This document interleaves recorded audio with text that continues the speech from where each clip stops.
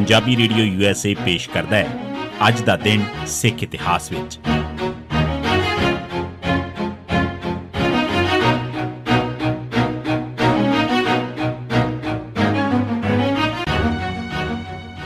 ਸਿੱਖ ਇਤਿਹਾਸ ਦੀਆਂ ਘਟਨਾਵਾਂ 'ਚ 5 ਮਈ ਦਾ ਦਿਨ। 1723 ਜੱਸਾ ਸਿੰਘ ਰਾਮਗੜੀਆ ਦਾ ਜਨਮ। ਸਿੱਖ ਫੌਜਾਂ ਦੇ ਇੱਕ ਅਹਿਮ ਜਰਨੈਲ ਸਰਦਾਰ ਜੱਸਾ ਸਿੰਘ ਰਾਮਗੜੀਆ ਦਾ ਜਨਮ ਸਰਦਾਰ ਹਰਦਾਸ ਸਿੰਘ ਦੇ ਘਰ 5 ਮਈ 1723 ਦੇ ਦਿਨ ਹੋਇਆ ਸੀ। ਸਰਦਾਰ ਜੱਸਾ ਸਿੰਘ ਜਰਨੈਲ ਨੰਦ ਸਿੰਘ ਸਾਂਝਣਾ ਦੀ ਮੌਤ ਪਿੱਛੋਂ ਉਸ ਦੀ ਮਿਸਲ ਦੇ ਮੁਖੀ ਬਣੇ। ਆਪ ਨੇ ਕਿਲ੍ਹਾ ਰਾਮ ਰੌਣੀ ਬਣਾਇਆ ਤੇ ਇਸ ਦੀ ਸੇਵਾ ਸੰਭਾਲੀ ਸੀ।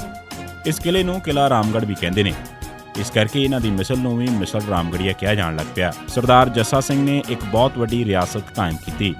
ਆਪ 1803 'ਚ ਚੜ੍ਹਾਈ ਕਰ ਗਏ। ਮਗਰੋਂ ਮਹਾਰਾਜਾ ਰਣਜੀਤ ਸਿੰਘ ਨੇ ਇਸ ਰਿਆਸਤ 'ਤੇ ਕਬਜ਼ਾ ਕਰ ਲਿਆ। 1834 ਹਰੀ ਸਿੰਘ ਨਲਵਾ ਨੇ ਪੇਸ਼ਾਵਰ 'ਤੇ ਕਬਜ਼ਾ ਕੀਤਾ।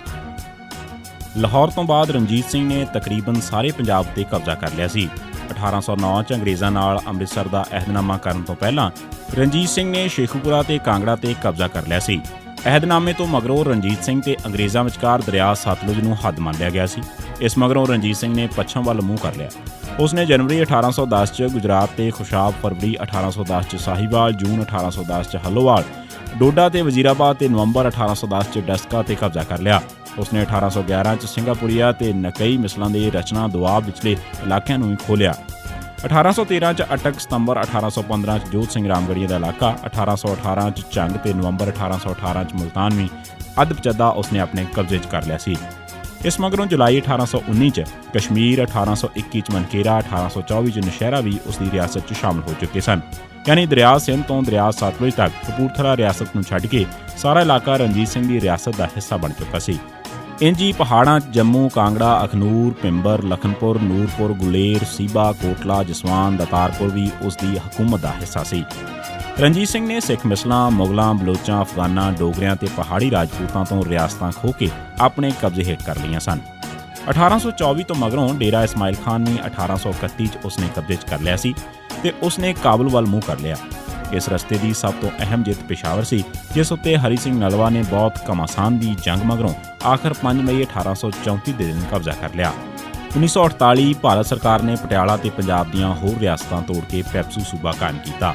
1947 'ਚ ਜਦ ਭਾਰਤ ਅਤੇ ਪਾਕਿਸਤਾਨ ਮੁਲਕ ਕਾਇਮ ਕੀਤੇ ਗਏ ਤਾਂ ਉਸ ਵੇਲੇ ਪੰਜਾਬ ਖਿੱਤੇ 'ਚ ਪਟਿਆਲਾ, ਕਪੂਰਥਲਾ, ਜੀਂਦ, ਫਰੀਦਕੋਟ, ਨਾਭਾ, ਕਲਸੀਆਂ ਦੀਆਂ ਸਿੱਖ ਰਿਆਸਤਾਂ ਤੇ ਮਲੇਰਕੋਟਲਾ ਦੀ ਹਿੰਦੂ ਰਿਆਸਤ ਤੇ ਪਹਾੜੀ ਰਿਆਸਤਾਂ ਕਾਇਮ ਸਨ।